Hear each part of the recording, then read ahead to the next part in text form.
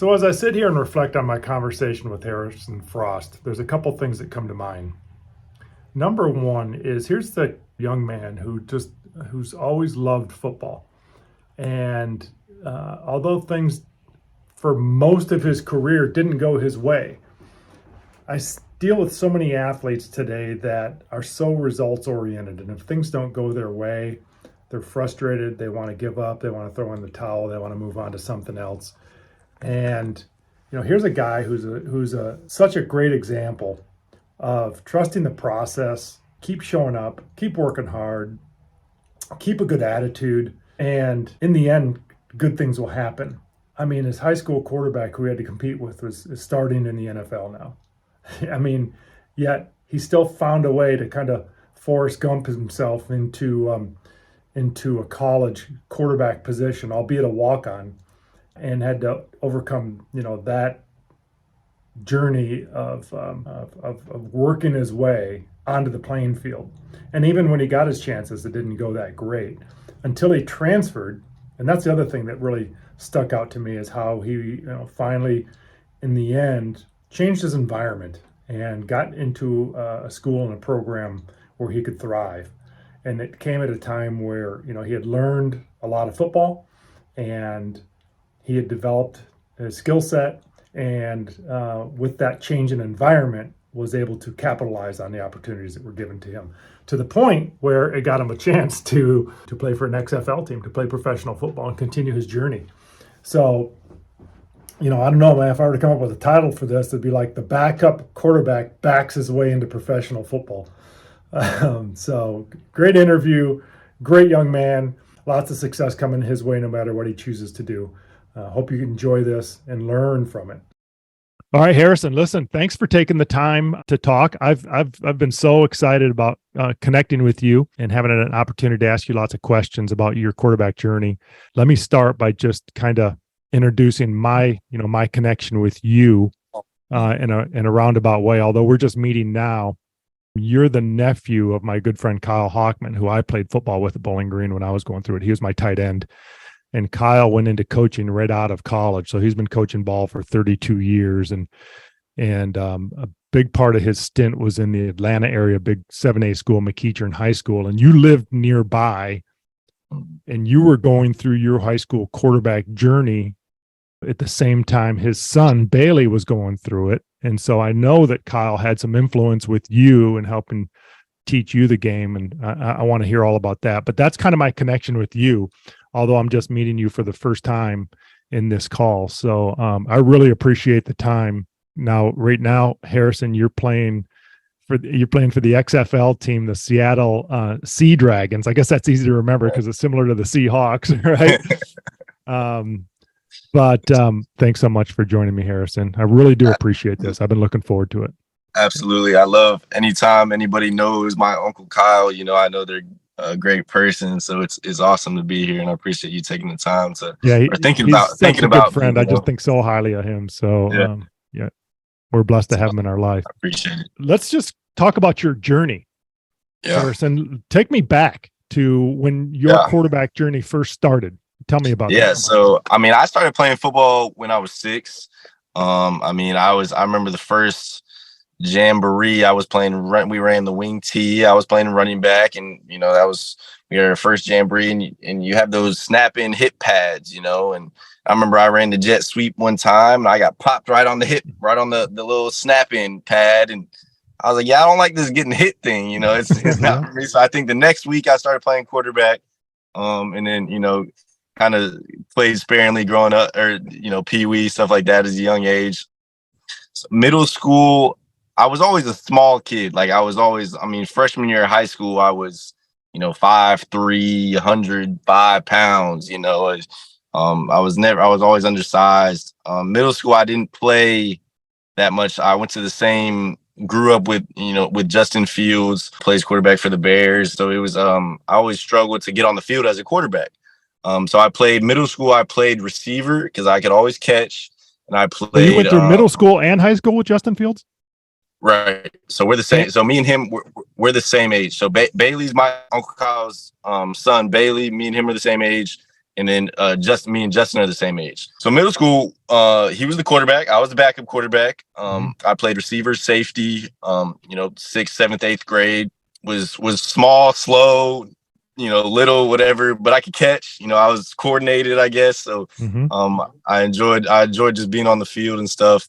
Freshman year, so my freshman year, Justin repeated eighth grade. He chose to stay back, and so I got to be the freshman quarterback. So my freshman year of high school, I was the quarterback on the freshman team.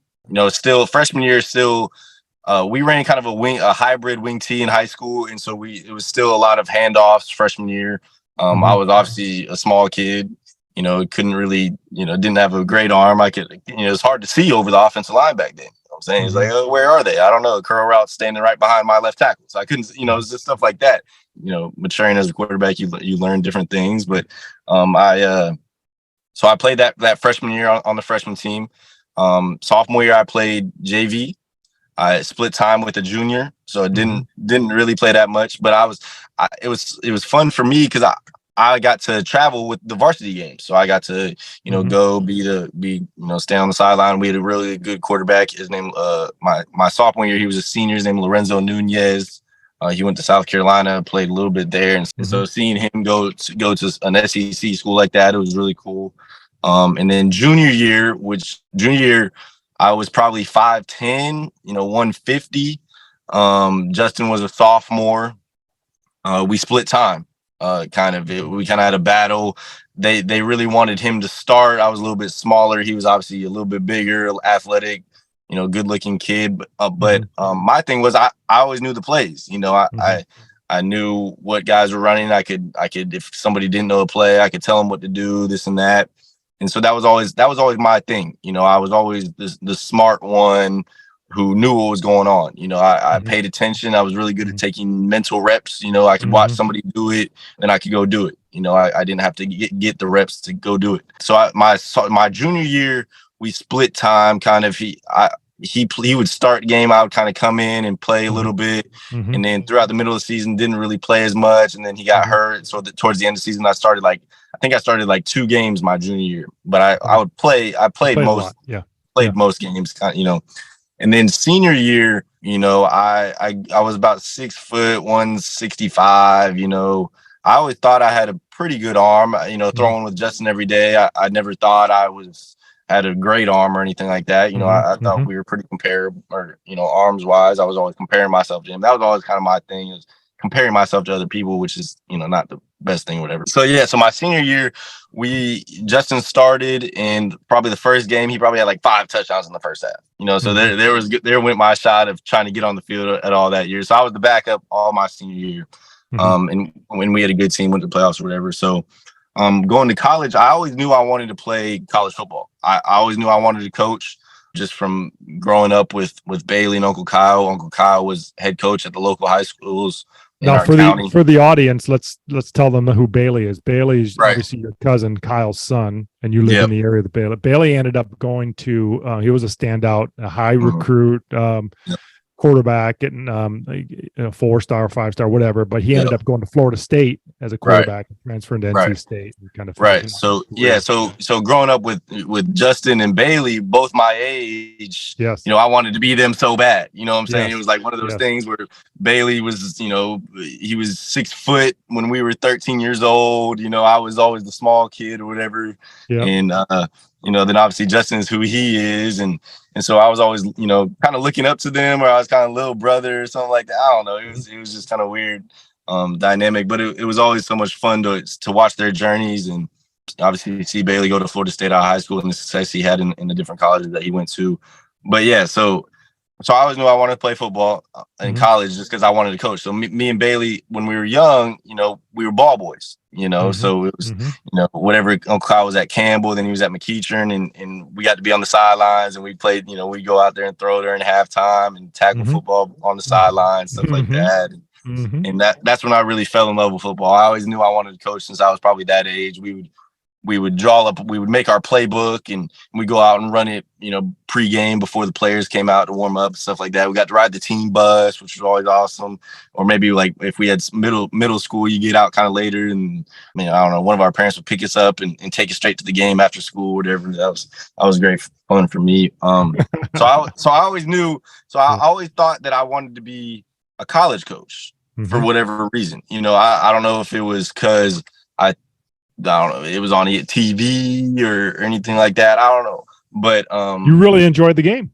I really did. And I think college was, you didn't have to teach if you were a coach. You know what I'm saying? High school teachers and coaches, they have to go through whatever. They have to teach throughout the day. And then college coaches, they can just sit in the film room all day and just watch film and X's and O's and really, get really good at football. And that's what I wanted to do. And so I really wanted to be a part of a program in college, just so when I became a coach, I could, be more relatable to the players. And, I've been through similar things that you guys have been through, type thing. And so Uncle Kyle really helped me out. He knows a lot of coaches through his time at McEachern, and obviously with his son and stuff like that. And so he helped me get a walk-on opportunity at Mercer University. It's about an hour south of Atlanta, FCS school in the Southern Conference. And so I was able to go there my freshman year. I got there and I was the sixth quarterback, right? It was a junior, a sophomore, and then four freshmen, one scholarship kid, and then three walk-ons. So I was one of three walk-on quarterbacks with a scholarship quarterback my age. And it was hard, to say the least. I didn't know what I was walking into. Was, real nervous, don't know anybody. My freshman year, obviously that training camp, you don't get any reps, you know what I'm saying? So the limited reps I did have, all of a sudden the coach would kind of be like, oh, Harrison can throw, so I always felt like I could throw, what I'm saying? I'm not a very athletic guy, you know what I'm saying? Was not big in the weight room or anything like that. I was probably 185 my freshman year. And then, so I worked my way up to, I think, like fourth string, during that camp. And so it was a thrill for me. I got to travel and be a part of the team with the signaling. I got to do the dummy signals on the sideline and with the other backup quarterbacks. And so that was first year there. That was my redshirt year. Yep. Yeah, wow. As a freshman. So our first away game was at Auburn. So we drove to Auburn, and I got to that was my first college game or first college. So yeah, my freshman year I did the signaling, and it was a great joy for me to do that. And then my sophomore year, that was when Trey Lamb was the quarterback coach. Bobby Lamb, Trey Lamb, who's now the head coach at Gardner Webb. He was the quarterback coach my freshman year. And so then Trey Lamb moves on. He goes to Tennessee Tech as the offensive coordinator, and we got a new quarterback coach named Joe Pizzo, who's the offensive coordinator at Chattanooga now. And so at that point, I think I was still fourth, and then going into that fall, one of the older senior quarterbacks, he stopped playing. And so I got more. I became the third string guy, and so I got more reps. Obviously, you really only do like 3 groups in spring, and in fall camp you really only do 3 groups. So I get reps. I would get a little bit more reps, which was very exciting. And so I was able to. I was the third string guy, still backup guy. My sophomore year, redshirt freshman year. So then all of a sudden, the starting quarterback breaks his what happened to him? I think he broke his collarbone that year. Okay. And then the backup quarterback played, and all of a sudden, probably I think week 8, he sprained his ankle. And so now I'm starting week 9 against East Tennessee State, who had the number 1 defense in the conference.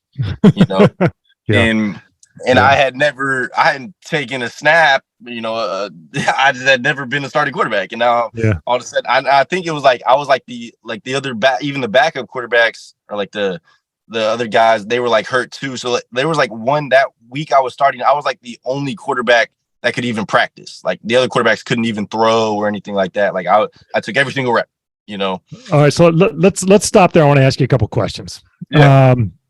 Okay, so you went to college because of you thought you may want to coach someday. You loved football, right? Yeah. thinking that you Yeah. might want to be a coach someday. Okay. So you mentioned one thing that you understood the game pretty well. How did you learn the game to develop the higher IQ of the game that allowed Right. you to be in a position where you could earn a spot as a third team, then a backup, and then Yeah. ultimately a starter with very few reps, Yeah. because that's not normal. Right. And so, I mean, obviously, a lot of it goes back to my family. Mhm. Just, my dad, he's not, he's not a coach or anything like that, but he loved sports. And so Mhm. we would sit there. I mean, we watched a lot of games. I mean, we watched basketball, we watched football games, no matter who was playing. We would just Mhm. sit there and we would watch. So, Mhm. like, I don't, all these guys that have other hobbies and they do these other things. They watch, I don't know, movies or Mhm. TV shows. Where we didn't do a lot of that. We literally watched sports when they were on, and that's And just what we did. you watched them at a level where you were really at a very intentional level where you Well, were this paying was at a attention young to. age. Yeah. This was at a young age. And so at that age, you're not And doing that on purpose. You know what I'm saying? You're yeah, just observing the game observing. and Okay. and you're seeing, okay, dad, why did the referee make that call? Stuff like that. Right. This Right. whole idea of football IQ is, to me, it's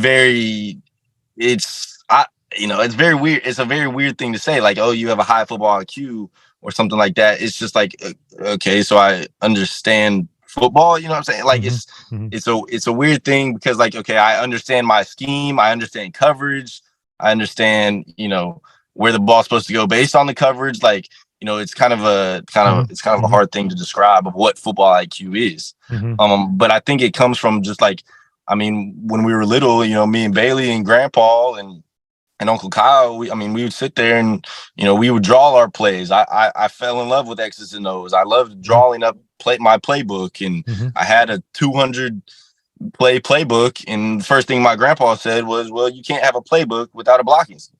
So Mhm. at a young age, it was like, well, you can't be an offensive coordinator if you don't understand blocking schemes. So that was kind of at a young age telling me you got to be able to learn blocking schemes if you want to coach. You can't just be all Let's also let the audience know that your grandpa right. is in the Hall of Fame. He's a retired high school football coach. Is in the Hall of Fame in Ohio. Ken Hockman. Yep. Yep. So yeah, So he knew some I remember football. things like that, just how to take a snap and bring it, seat the ball, and if you're handing off, you keep your off arm tight, just Yeah. little things like that as a young Yep. age that other people maybe weren't taught. Right. That I thought it was normal, Right. Of I course, also you think probably were taught, what what two high, two high coverages and one high right, coverages and what those meant, exactly, yeah. from an early age, where a lot of quarterbacks don't get that stuff till they get to college. Yeah. So Yeah. but the other thing is too, like, when I was young, I thought I understood that type of stuff. I thought I knew Mhm. what one high, two high, four high, Mhm. that type of stuff was. Mhm. But then all of a sudden you get to college and you realize how much you don't know. You know what I'm saying? Mhm. Like, or Mhm. especially like now, we're just looking back on what I thought I knew in high school. Like, I don't know, Mhm. I didn't know anything in high school. You know what Right. I'm saying? But to Right. other people, they thought I did because I knew that you were supposed to go in motion on this play, or because Yeah.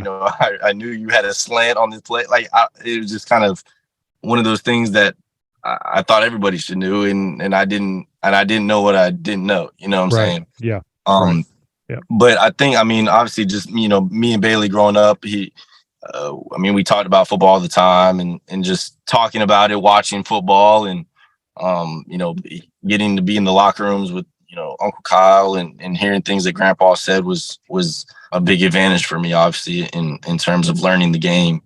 How important, in your opinion, is knowledge of the game for a quarterback?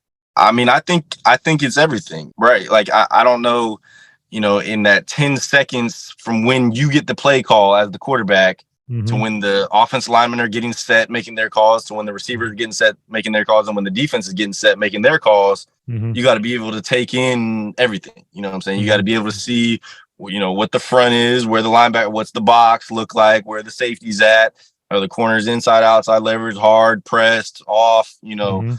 While making sure your own guys are set up properly. making sure your own guys are Yeah. where they're supposed to be, or they Yeah. have the correct alignment. But it's also Yeah. like just seeing the whole picture, Mhm. like, Mhm. you got to be able to just look straight and not look at your receivers, but know what Mhm. everybody's running, Right. and kind of Yeah. see the space based off that.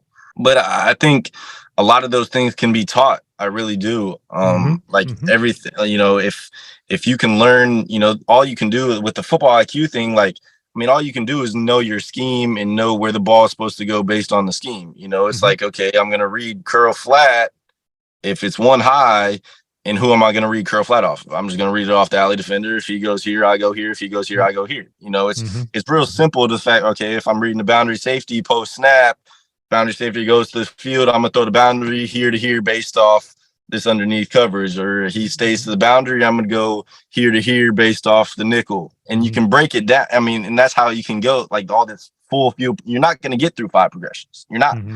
Right. I think obviously our offensive coordinator here is June Jones, and just getting to sit in meetings with him is awesome. Hmm. I mean, just to hear the things, the coaching points that he says. Hmm. He said the other day, I had to write it down. I'm writing down all these things that he's saying, just that way when I be a coach one day, I can make all these little That's comments. smart. Yeah, that's right. They go That's nice right. tight throw, whatever. But he said get as much as you can out of the Things pre that snap you're read. remembering, things that resonate with you, right? Right, right. Yeah. So Yep. so I mean he said like get as much as you can out of the pre snap read. Yeah. So if I have Yeah. a front side and a back side concept, Hmm. I'm gonna read the front side concept, but if something happens when I go backside based on my pre snap read, I'm pretty sure this guy's gonna be open based on the Right. coverage. Yep. So it's like, okay, I'm here to here, or something happens that brings me backside, then I'm thinking this one. Yep.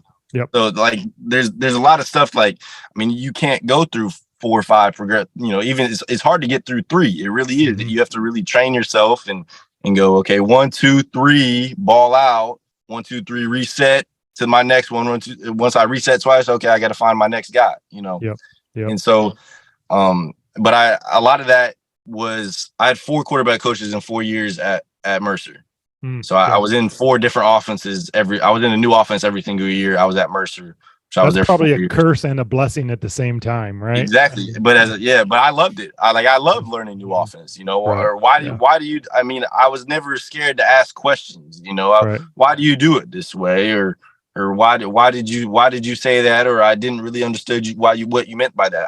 I was never scared to fail. I was never scared to look stupid. I was never, um, I think that's a little bit of my mom in me. She doesn't really care what other people think of her. She'll be all, whatever. But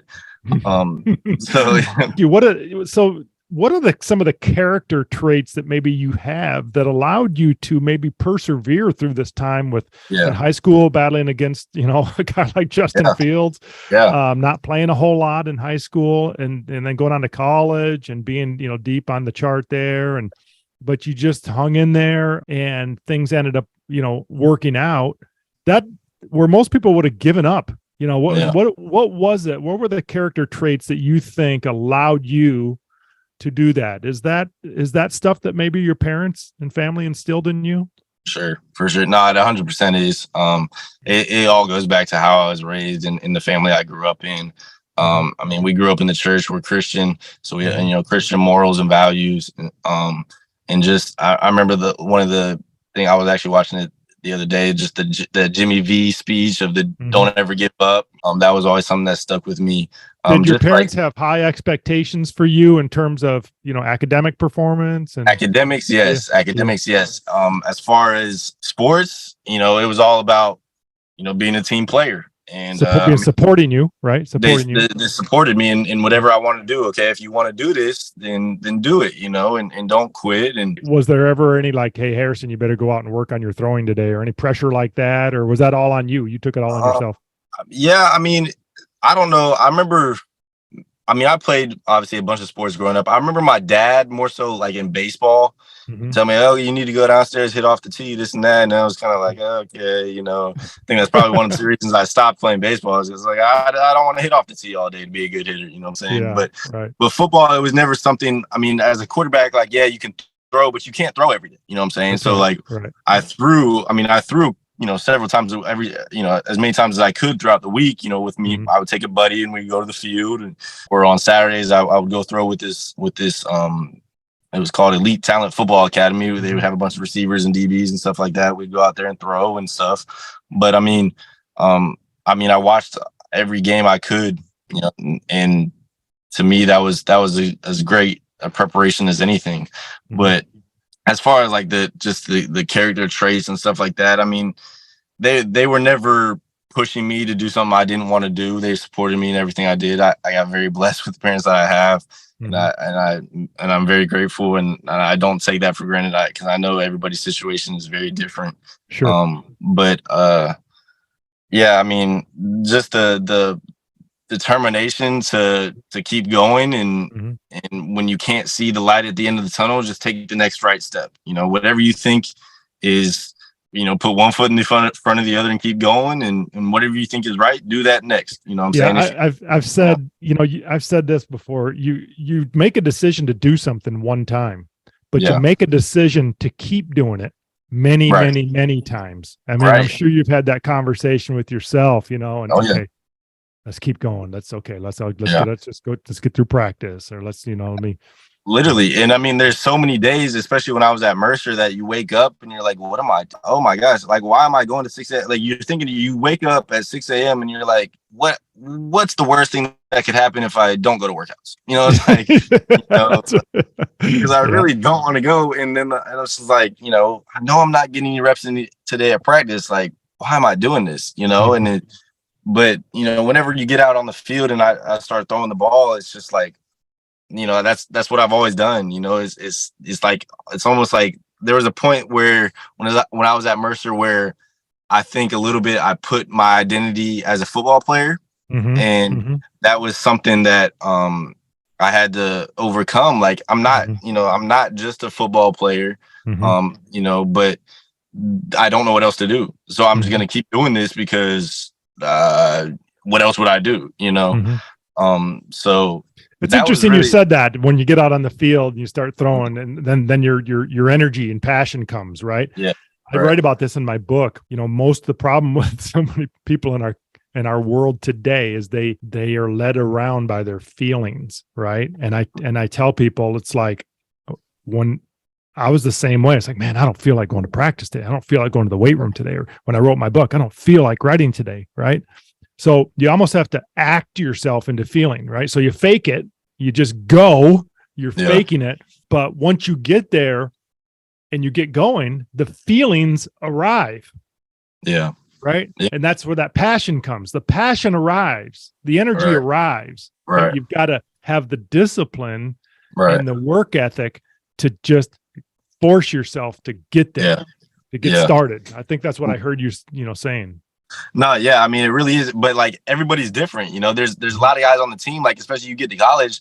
I mean, at Mercer, we had guys on the team that were just happy to have a free scholarship. You know what I'm saying? They were there to get their degree, and they were going to do whatever else. So they don't love football the same way that I did. Right. And that was always something that I struggled with, because I did love it so much, but I wasn't I wasn't playing as much as this guy that doesn't really love it the same way I do.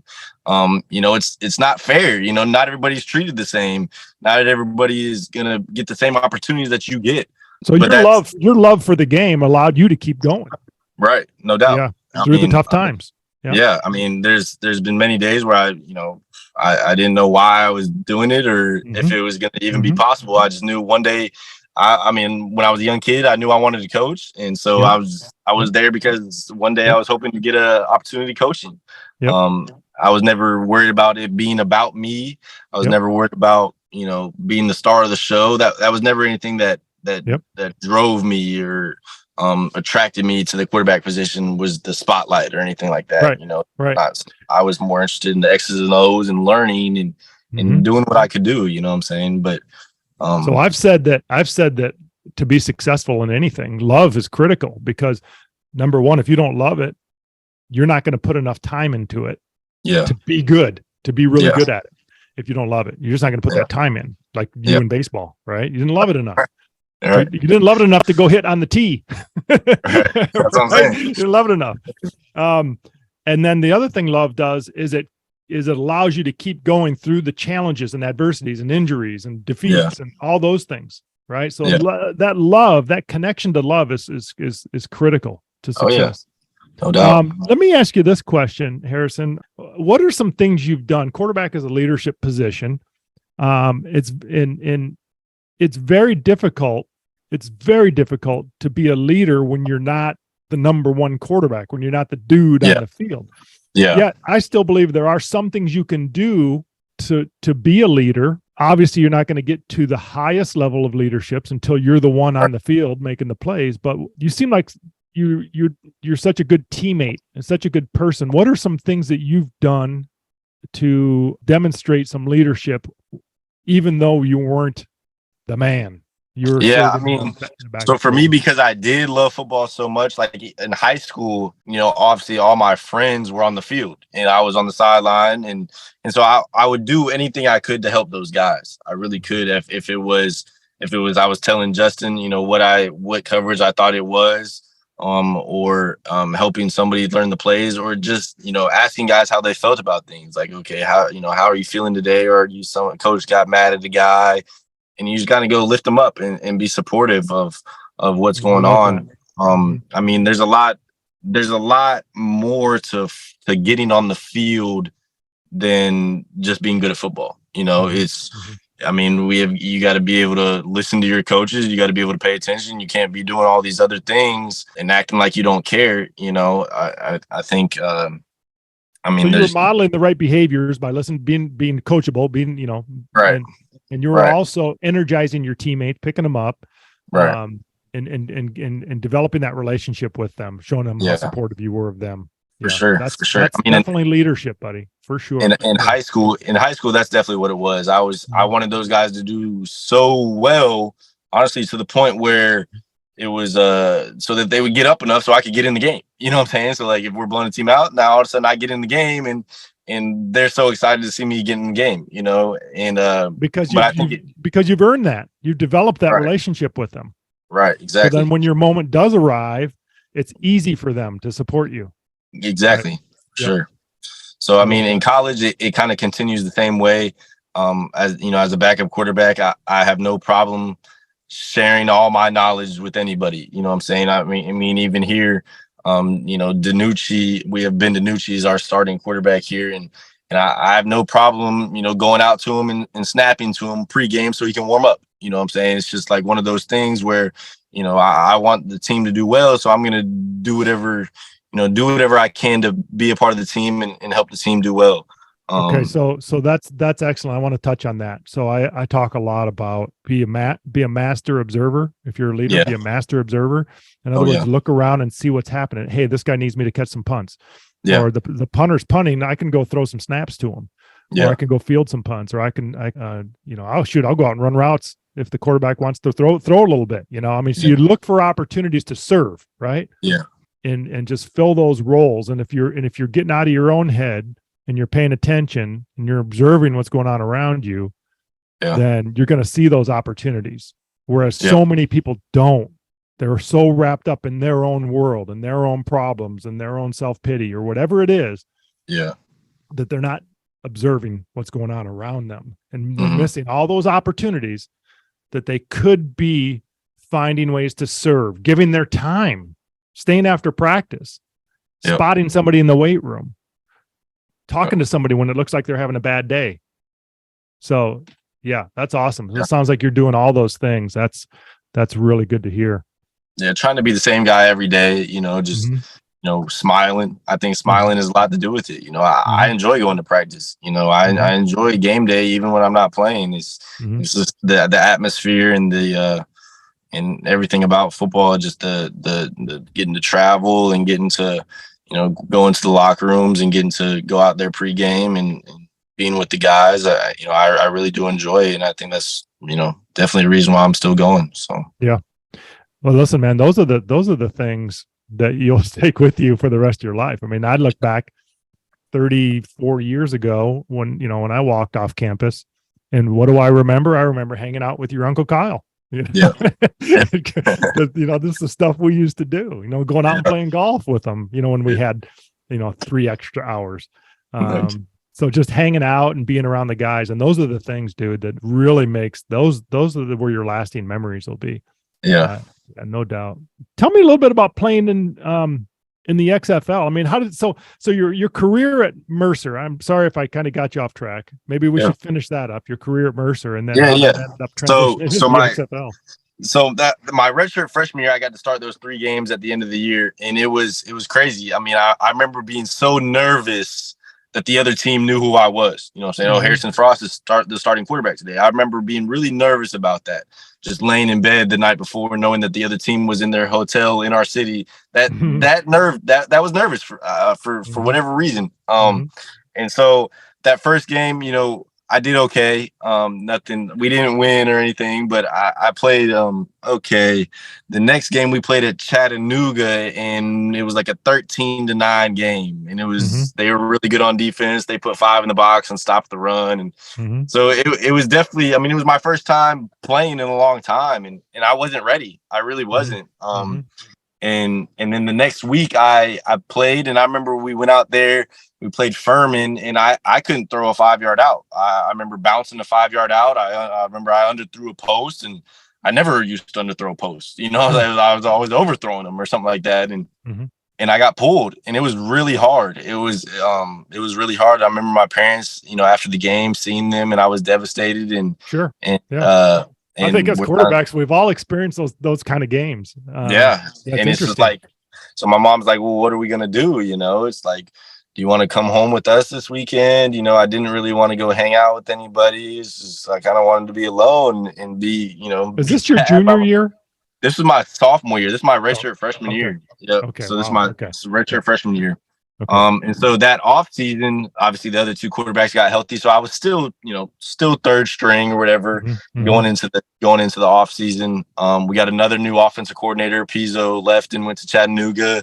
And we got a guy named Bill Legg, who's now the assistant head coach at Marshall University. Okay. He was offense coordinator there for a long time. So he came and we were a lot of RPO stuff. Everything was RPO, 6-man box, you know, hand it off, read run support, 7-man box, step back, throw the man beater, and stuff like that. So I learned a lot from my sophomore and junior year with Pizzo. Pizzo was a boundary safety guy. Everything was read away from the boundary safety. And then Legg was a big RPO guy, and he was very much 1, 2, 3 ball, 1, 2, 3 reset ball. And if you took 3 into double hits, you were late. So like what was great about it is he coached us even when you did good things. You know what I'm saying? And learning and just having we maybe didn't have that too many concepts, but it was all similar reads. It was all movement key stuff. Boundary safety goes here. We're going to read the flood. So I learned a lot of football in those 2 years. With Pizzo, we were pistol, inside zone, outside team with kind of a traditional West Coast passing game, which I didn't really know a lot. Like all of a sudden, learning June Jones concepts recently, I called him up and I'm like, yeah, I know why you were running the things you were running, because June Jones did these things back in the day. You know what I'm saying? But so I learned a lot of football. I think my junior year, that was 2019 with Coach Legg. I was still the third string guy. I didn't play at all that year. I was the field goal holder in 2018, 2019, 2020, those last 3 years at Mercer. So I was a field goal holder. That was my way I could get on the field. And then I was third string quarterback the whole year. I did get one drive at the end of the season against North Carolina. It was a 90-yard touchdown drive, and we were getting blown out 56-0. And so we lost 56-7. But I was very proud of that. You know what I'm saying? Yeah. So I got to get in there and throw to my roommate and stuff like that on a couple fade balls or whatever. But that was a hard year. Obviously, knowing I was the third quarterback, so I wasn't on scout team. But 3 quarterbacks don't get reps. You know what I'm saying, during the season. Yep. So I was the only kid it felt like I was the only kid on the team that didn't do anything during practice. You know, I wasn't on scout team and I didn't get any reps. Everybody else was either on scout team or was getting reps with the 1s and the 2s. So that was a very challenging time for me. Yeah. Just not knowing my purpose a little bit, you know what I'm saying? Why am I here? What am I doing? You know, you kind of have to just keep going day by day. Hard to stay motivated. Yeah. Hard for sure. So just keep going day by day. And then 2020, we get coach staff gets fired. Head coach gets fired. We bring in Drew Cronick, and he was running a wing T, like a hybrid wing T. And so that spring I was the starter because in 2019, the scholarship quarterback my age broke his ankle. So he wasn't ready to come back yet. The other quarterback was a year older. He graduated, decided he was ready to just graduate and move on with his life. And so that spring, I was the starting quarterback. We were running a bunch of jet sweep stuff, kind of like we did in high school. So it was a really big advantage for me. I knew how to learn the playbook. I was familiar with the jet sweep and that type of footwork and stuff like that. But it was a very different offense to where there's not as much decision making going on at the quarterback position. It was all right. Let's fake this power and let's throw this post over the top. Or let's I mean, they have a little. He's transformed his offense a lot since I was there. That first not year as sophisticated as for the quarterback as what you were used to. Yeah, but he did that on purpose though. It was he tried to take less pressure off his quarterback and more of a team. We're gonna win it as a team as opposed to just okay, I have a good quarterback and he's gonna go win us the game. Yeah. No, it's amazing when high school, like it was an assistant coach in a jet sweep system. And it is amazing when you stretch a defense from sideline to sideline and you get them running. Yeah. It does create some opportunities downfield to throw the ball. Oh yeah. No, but it was hard because we were going through a staff change. There was I was one of the oldest guys on the team and there wasn't many other people. I mean, we brought in it was probably half the guys decided to move on or stopped playing or okay, now the new coaching staff is going to try to really see what you're made of that spring that they first get there, and they're going to try to they're going to try to test you. They're going to try to see if you're going to break. They're going to try to see how you react to getting yelled at. That type of stuff is not easy to deal with. Our mat drills was as hard as they've ever been. The weight room was as hard as they've ever been. He was asking us to do things that the old staff wasn't asking us to do, whether it was 6 a.m. meetings and then you got to come back, we got a night practice and then we got meetings the next morning. I mean, it was hard. We were in shells 3 days a week with Chronic. We were doing full speed inside period.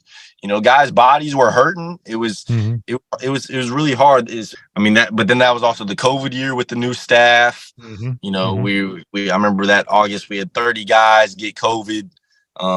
We had to stop practice. We ended up playing 3 games that fall, and I started those 3 games. We played Jacksonville State, we played Army at Army, and we played Abilene Christian. And then we turned around and we played 8 games that spring 2021. We played 8 conference games. So we went to winter break and we started training camp second week back in January. So it was football year round kind of. And so that spring I started the first game and I got pulled after the first series and they put in a freshman quarterback. And so I didn't play that whole spring. I was a captain on that team. Didn't really, it was hard. He was trying to, we had a lot of young guys. We had probably 4 or 5 freshmen starting on offense. A lot of new guys that he was bringing in that they were just trying to see, as a new coaching staff, they were just trying to get their own guys in there. And we knew what they were doing. It was like, okay, I understand that this is what he has to do, to try to build his program the way he wants it to be done. But it was tough being a guy that was getting out of there, mentally, emotionally. It was, I'm trying to graduate that spring too and finish up my classes and still got to go to practice. Plus living in a COVID environment, living in a COVID environment, it was hard. And so then that spring I graduated. Thought I was done. It was kind of a bittersweet ending. I was kind of happy to be done because I was tired. Sure. I was tired. Yeah, I was tired. Really was. I remember how much I enjoyed being done. Yeah, I know. But then it was kind of bitter because, it didn't end the way I thought it was going to. So it was hard. So I thought I wanted to coach, so I was hitting up all my old coaches, trying to find a GA job or something like that. I had one of my old coaches who was actually the tight end coach at Mercer, was now a part of the staff at West Georgia, Coach Patterson. And so I hit him up. And also one of our running backs was also from Mercer, was also going to West Georgia. So that summer, that probably July 10th, coach called me and said, "Hey, do you want to come?" And I was about to go volunteer coach at Marshall with my old coach. I was about to move up to Huntington, West Virginia, and live in $300 whatever and volunteer. So that was really the hard time for me, not knowing what was going on. I was kind of back home over the summer. Was kind of working camps, didn't really know. But then I got to West Georgia, and the whole time they were kind of come compete for the job. They didn't give me a full scholarship. They paid for my tuition, which was cool. I got to go to master's program, and then so you had eligibility left. I had redshirt and COVID, so I had 2 years eligibility left. So I played 4 years, still had 2 years left, and then so I got there, won the job, and that first year was awesome. We were in 10 personnel, never been in 10 personnel before. And he let me throw it 40, 50 times a game. And we had really good receivers. We were a pretty good team. And we had a good year that year. I broke the school record for passing yards. We had a couple of receivers that set records and stuff now, like that. Is that a D3, a D2, or NAIA? D2. It's D2. They play in the Gulf South. They're in there with like Valdosta State, West Florida, Delta State, West Alabama. So it was pretty good competition. It really was. Sure. A lot of the guys on our team were transfers. So it was a different type of player than Mercer. Mercer was very academics, you know what I'm saying? Versus West Georgia, the whole team thought they were going to the NFL. You know what I'm saying? It was a very different mentality. They didn't really care about school as much, and they really feel wanted like to at that play point football. in time that because of your knowledge of the game, because of everything you've been through, did you feel like the game was starting to slow down for you a little bit? So it was, and I was not nearly as nervous. I mean, It was okay. I've failed before. I've been benched before. I remember that first game walking out there. Mentally, at one point, you were done. You thought you were done with football, right? So I was like, this is just free time to. So you're on bonus time. I think bonus time for sure. I want to pull on that thread just a little bit because I tell athletes I love one of my most recent passions is mental skills training or mental performance training. And I got some certifications in that with the Brian Cain organization. Man, I tell you, and looking back on my career, my senior year when I had been backing up, I'd started a little bit in the past, but I'd mostly been backing up. But that fifth year senior year when our starter went down and broke his arm, I was like, man, there's no one behind me. What are they going to do? Who are they going to go to? I was like, I'm all they got. And I knew the system really well. Dude, I balled out. I balled out. And that second half of the season. And I think looking back is because I had no fear, man. I wasn't afraid of anything. I was no afraid because as a quarterback, as you know, you've got to be very decisive. You've got to trust your instincts. You got to trust your golden gut. And if you have fear of failure, then you're going to have hesitancy, right? You're going to fail. If you have fear of failure at quarterback, because you're going to have hesitancy. Yep. And these coaches that don't let their quarterbacks, like if a quarterback's thinking, if I throw a pick, I'm going to get pulled. That's bad. That's bad coaching, in my opinion. You got to let these guys be free out there. Yeah. And it's so hard nowadays because you see all these there's so many different types of quarterbacks. Okay. All these kids are athletic.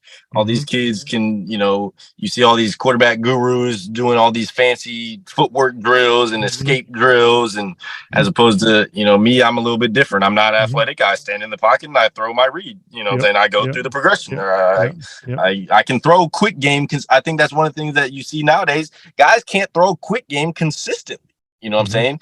Can I take 3 and a hitch and throw a curl route and hit him in the head every single time? You know what I'm saying? Right. Can I throw a slant route in front of him? Can I throw this flat route in front of him? Can I, just simple stuff like that? You know what you're going to do with the ball. You can anticipate. Right. You can anticipate windows it's a lot. It's a lot of stuff like that. But for me, that year at West Georgia was, not saying I didn't care, but I really didn't. I treated game day as just another performance, didn't it? I treated game day as just another day. You know what I'm saying? I didn't get all riled up for game day. I just kind of went out there and did my job and had fun having my parents finally get to watch me play. You know what I'm saying? Wow. Because my parents had been through so much. They come to all my games. I don't play. So now getting a chance to finally get to watch me play, that meant so much to me. So you had 2 good years there. 2 really good years. So then I went there the off season there, went through the spring there, and then that fall we lost probably our 4 starting receivers all graduated. So we had a bunch of new receivers this past fall. So we had another good year. We didn't make the playoffs this year, which is kind of bitter. It was whatever, not too happy about that. We threw for 3,000 yards again and had a crazy comeback victory. We were down 18 points in the fourth quarter, one game, and we came back and won. And so it was a lot of fun this past year. So after the season, I thought I was going to coach again, trying to hit them up, all my old coaches again, seeing if I could find anything. And then Uncle Ryan, Uncle Kyle's younger brother, who was a quarterback for Kentucky. Played quarterback for Kentucky. He's a high school coach now with his twin sons in Gainesville, Florida there.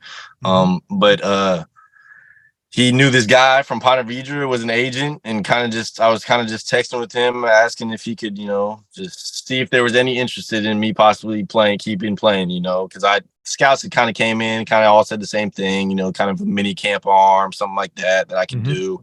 I'm only 6'1", not even 200 pounds, not very athletic, this and that. Obviously played at a smaller school, so that type of interest was never gonna really be there. But just texting with a guy, all of a sudden, probably that Friday before Christmas this past year, he called me up and said that he had hit up some of his friends that were now with the XFL, and they liked me. And he said that June Jones watched my film and wanted to bring me in, and so he was going to sign me as one of his clients. And then I came out here on January 17th. I had to go through a little tryout thing. Yeah, went out there and through, and then they signed me. And so, amazing. I got just amazing. Get a little reps every now and then. Right.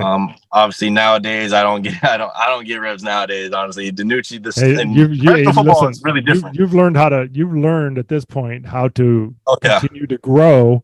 Oh yeah. Continue to grow without getting the reps. Yeah. So but professional football is different. Like, we don't have a 16-player practice squad like the NFL does. So starters are playing scout team, backups are playing scout team. We're servicing each other.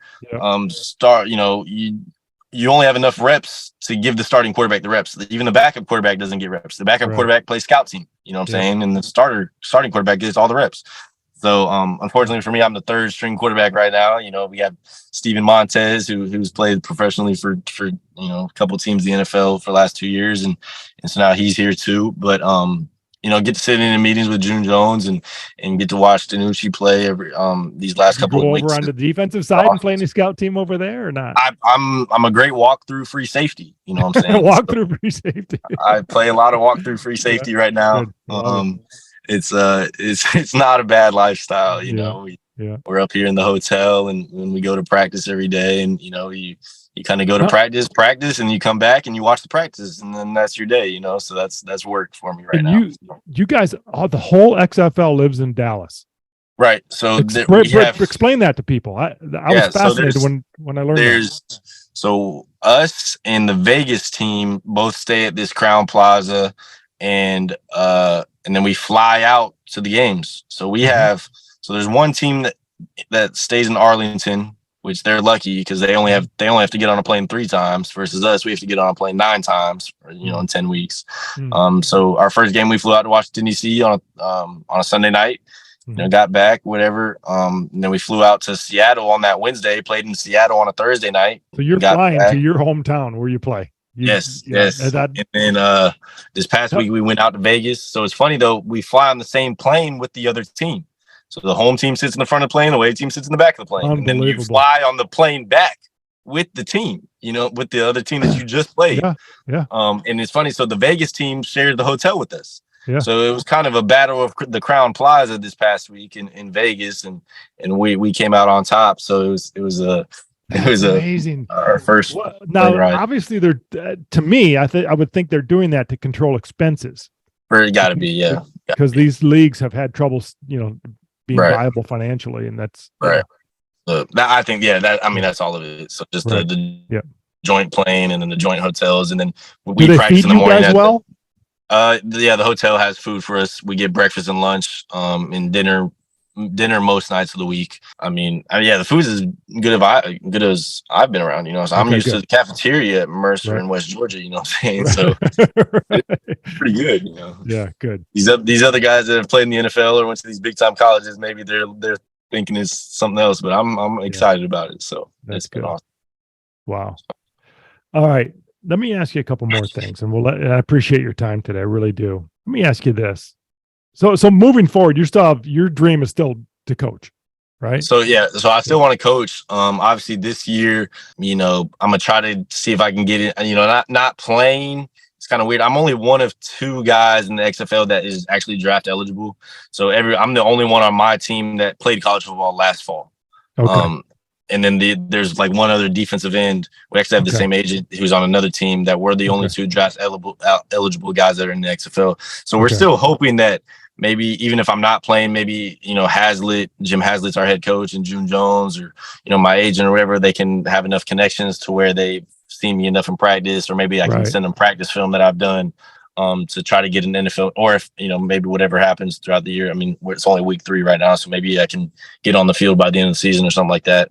But if not, then I try to still get into a mini camp or something like that. And obviously the goal is to try to get into a training camp and build as many connections as I can, with the NFL or something like that. But then, I want to coach. So whether it's NFL, XFL, college football, I think I want to stay at those levels right now. I know my grandpa and uncle have had great success at the high school level, and it's just different, maybe one day that will be something I want to do, but right now I'm trying to pursue this goal right now. So we'll see. Just keep the journey going. I think that's awesome. And you're definitely the kind of person that those people are going to really, really, really go out of their way to try to help you. I'm sure. I have no doubt in my mind. What advice, Harrison, would you give to a young quarterback starting their journey today? Yeah, no doubt. I mean, obviously it's a marathon, not a sprint. You got to keep going no matter what. I do think, looking back on it, I think it's important to play wherever you can go. I never was a fan of transferring. I didn't want to transfer high school. Just all my friends were there. It's hard. It's hard to transfer. I didn't want to transfer out of Mercer, and I didn't, for some reason, I didn't want to go D3 and play football. I wanted to, but that was more so because I thought I just wanted to coach. I never ever expected to play in college. I just wanted to be a part of the team. As a young quarterback who wants to play, I think you need to find a way to play. Get on whatever team you can to get as much experience as you can. You kind of experienced that when you ended up going to West Georgia. Right. That's just really playing. When things really took off for you. Right. I mean, if I'd never went to West Georgia, I would not be here right now. And you would not be in the XFL right now. Not at all. Not at all. So, and then so controlling your environment as much as possible. Control your environment, but also control what you can control. You know what I'm saying? If you're in a position where you're not playing, I mean, all you can do is just, support your teammates and work on your craft. I mean, I'm not very strong, but I still work. I feel like I work as hard as everybody in the weight room. And then I throw, practice right now, since I don't get many reps, I go out before practice and I get probably 50 throws in. I have an equipment manager catch for me. He just spot catches for me. But I think working on the basics, like I said, you watch even college football nowadays, most guys can't consistently complete quick game. You know what I'm saying? Can I catch and throw and be accurate? Can I take a 1, 2, 3 and throw this ball where it's supposed to go? I think when you're training, I think that's a lot of it is focusing on your fundamentals. Obviously I think the other part of it, the athleticism, a lot of it's natural. I think you do need to train your speed and your agility and stuff like that, but doing all these fancy cone drills, this off platform throwing, I don't know how much that really translates when it comes down to, you might do it 5 times a game. What about those other 40 times that you throw the ball that game where you are throwing in rhythm on time? You know what I'm saying? So I mean, the foundational skills are they're very knowing important. What you're going to do with the ball, being able to execute, being able to throw accurately, knowing your scheme, knowing how to understand. I think learning your scheme, you got to know what everybody is running. You know what I'm saying? You really do. You got to be able to look at the defense and see too high and know that I'm going to go over here, or I'm going to go over here based on this one guy. And you have to really simplify what you're doing as a quarterback. You can't have, you got to every snap, you got to go up there with a plan. You know what I'm saying? If you're taking a snap, if you're about to say go and you don't know what you're about to do, then you're probably about to scramble and look like you don't know what you're doing. You know what I'm saying? So you have to, every time you take a snap, have a plan of what you're doing. It's okay, I'm going to throw here based off this guy. I'm going to look at this guy, see what he does, and then throw here to here. You know what I'm saying? But you have to really, I think sometimes, especially when I was younger, you get kind of caught up in what you're doing, that you're not looking at what the defense is doing. You know what I'm saying? You have to really see what you need to see. You know what I'm saying? You have to, okay, if I'm reading the free safety, what is he doing? Is he backpedaling or is he square flat footed? You know what I'm saying? If my coach tells me to throw away from the boundary safety and the boundary safety goes to the field and I still throw to the field, well, then what am I doing? Can I do what I've been coached to do? I think is a lot of it. A lot of these young quarterbacks, it's just, fundamentals. It really is, and you can never get too much. Well, yeah, of it. but listen, I mean, you've got to hardwire the mechanics. That's through Have to. getting proper training and getting reps, right? And working in your backyard, working in your driveway. You know, if you got a quarterback coach, great, go see your quarterback. But you got to drill it on your own, because right. you don't hardwire the mechanics, then you can't think next level. You can't read and react, right? Yeah, because you're thinking about your feet. So every single day, I mean, when we throw routes on there here, I mean, we have our passing game is very, I wouldn't say it's simple, but we run a lot of the same routes. Mm-hmm. And so I mean, when we do routes on air here, we throw a flat, we throw a curl, we throw out. Mm-hmm. We do mesh drill at the beginning, and then we throw our flat routes every single day. 1, 2, 3, put the ball right under his chin where he can turn and catch upfield. Mm-hmm. 1, 2, 3 hitch, let's throw the curl right at his face. You know what I'm saying? Mm-hmm. We're gonna throw these out routes to the boundary, and we're gonna put it on the outside, you know, high and away. You know, if we can continue to do these things, then we'll have success when it comes, you know, if we can practice like we play, we'll play we practice. You know what I'm saying? That high and away throw to the boundary won you guys a ball game. I actually watched that. I know that final drive, that final touchdown. That's a pretty exciting game. I know. Okay, that's great stuff, man. I think this is going to help a lot of quarterbacks. So just a couple more questions. Let me ask you this, going a little bit deeper here, so to speak, to use a quarterback term. We'll go deep. Harrison, what are you trying to get better at in football right now? Right now, it's really a lot of mechanic stuff. I can always improve my everything. I mean, you can always improve your arm strength. You can always improve your accuracy. You can always improve. For me, a lot of it is my base. When I have a good base and balance in my finish, then I have success. And the ball goes where I want it to go. Okay. So it's a lot of consistency on that standpoint. Professional football is a lot of, can you do your job over and over and over and over again? You know what I'm saying? Right. Everybody here is expected to know the plays, and they're expected to be able to do their job. You know what I'm saying? Right. And so that's what I'm trying to just, you know, right now I'm expected to be able to execute physically, the physical. Right. Aspect. So that's what it's always been for me. It's just I've always been kind of behind the 8 ball in that sense. Always being a smaller kid growing up, and so my size, you know, my strength and the physical attributes I still continue to work on today, but also just, you know, my mechanics and my throwing. Those are really just two main things I focus on. I love it. What are you trying to get better at in life right now? In life, so I mean, I'm at an age. I'm 24. You know, I'm still trying to figure it all out. You know, so am I. no clue where I'm going to be in 2 months. You know, I want to be a husband and a father one day, and be a humble Christian man, and so just those types of aspects. But it's a lot of his stuff that I was raised. The morals and values that I was raised with, just trying to, you know, be the same person every day, and be the person that God has called me to be, and be the brother and the son that you know, my parents raised me to be. So I love it. So what are you feeding yourself with to do that? What kind of positive stuff are you feeding yourself with? I talk to the people that I care about. You know what I'm saying? The people who I call my parents most days. I talk to my grandpa and my family, you know, often. I probably need to do it more. But surrounding yourself with the right people. I got involved when I was at West Georgia. I got involved with the campus outreach. And that leader, we had a little Bible study of us, you know, 3 or 4 guys on the team, to where we were able to really learn how to read the Bible and pray and stuff like that. But yeah, that type of stuff is what I would say for sure. Do you stay in touch with Justin at all? Oh yeah, I mean we're in all the same, you know, group messages of all our high school friends and stuff like that. So yeah, I mean his birthday was actually yesterday, so you know, wish him happy birthday and stuff. But that's it. He's a busy guy, you know what I'm saying. So it's got to be a little bit surreal to see him going through what he's going through, right? Oh yeah, I mean it's especially like right now with all the Bryce Young Bears drafting him and stuff like that. Like one of my friends like sent a video of the ESPN talking about it, sent it to him in the chat or whatever. Like, bro, stop. Like, nobody cares about all this nonsense of what people want to talk about, you know, all these talking heads and stuff. And yeah, that's right. Stuff, yeah. You know.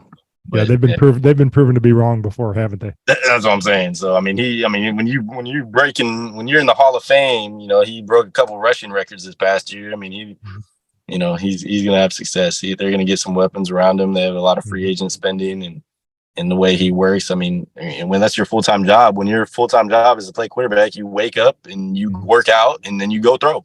And the next day you wake up, work out, go throw. I mean, what else, what else is there to it? I saw him doing some visualization and breathing stuff, which I thought was really cool for a young athlete to be embracing those things. It can help enhance your performance. I'm really big on that kind of stuff. Well, listen, Harrison, I think this is going to help a lot of young quarterbacks. I really do appreciate your time, man. Continued success, and I'm going to be paying close attention to whatever you're doing in football or in life from now on. So yes, I can't appreciate it. So maybe we need to do this again where I interview you. Again, I can soak up all your knowledge one of these. Well, anything I can do to help you, let me know. I'm here, but sometimes I certainly speak the language, and I've walked in your shoes, buddy. I didn't make it to the professional level like you are right now, but I definitely had very similar college careers for sure. So no doubt. I've lived a little bit since then too. So yeah, I know it. I know it. So I love to hear about all your X's and O's stories and all these, why you do what you do. So it's awesome. Yeah. So okay, well, let's stay in touch then. Yes, sir. Okay. Yes, sir.